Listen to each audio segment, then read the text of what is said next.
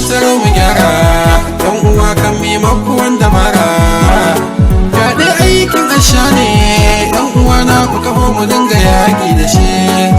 Ku tattaro mu gyara yan uwa kan maimako wanda mara fyaɗe aikin asha ne yan uwa na ku taho mu dinga yaƙi da shi.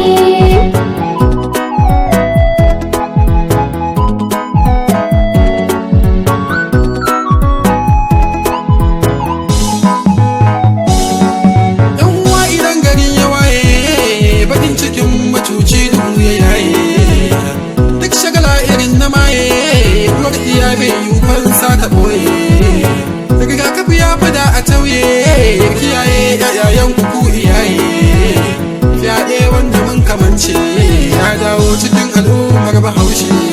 Ku tattaro mu gyara yan uwa kan maimako wanda mara fyaɗe aikin asha ne yan uwa na ku taho mu dinga yaƙi da shi. Wasu da aka yi wa matasa ne wasu ko za ku gansu yara ɗan ƙanana wasu su za ku ga tsaffi ne wasu su matan auren da ba mu san a raina wasu su ma da kasassu ne har da mahaukata ake tabi a danna jariran da an kabata kuka na ya kai su aka ɗan ya kwacen numfashi. Ku tattaro mu gyara yan uwa kan maimako wanda mara fyaɗe aikin asha ne yan uwa na ku taho mu dinga yaƙi da shi. Kun ga masu aikata ashen nan suna lunguna wasun su gidajen mu wasu da yawa nasu an san su amma an gasa karan su magautan mu wani fyaɗe aka yi wa yassa amma ya kasa kara ga hukumar mu wai don kara ba ta sunan ta dai shi ya bar hukumar gijin arziki. Ku tattaro mu gyara yan uwa kan maimako wanda mara fyaɗe aikin asha ne yan uwa na ku taho mu dinga yaƙi da shi.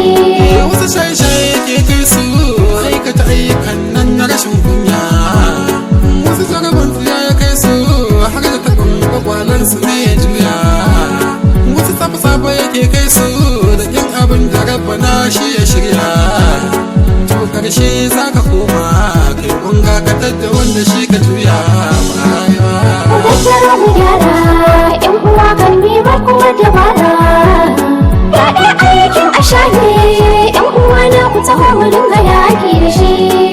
in mata tsaye ki duba shigar da kin kai ai ta saba lamba in manufin ki wai ki burge karshe hajar ki za ta zamta babu riba iyayen masun gane ƴaƴan suna shigar da babu haiba ji tsoron rabba Allah dan kiwon da ya baku za ku amsa kululuwa. Ku tattaro mu gyara yan uwa kan maimako wanda mara fyaɗe aikin asha ne yan uwa na ku taho mu dinga yaƙi da shi.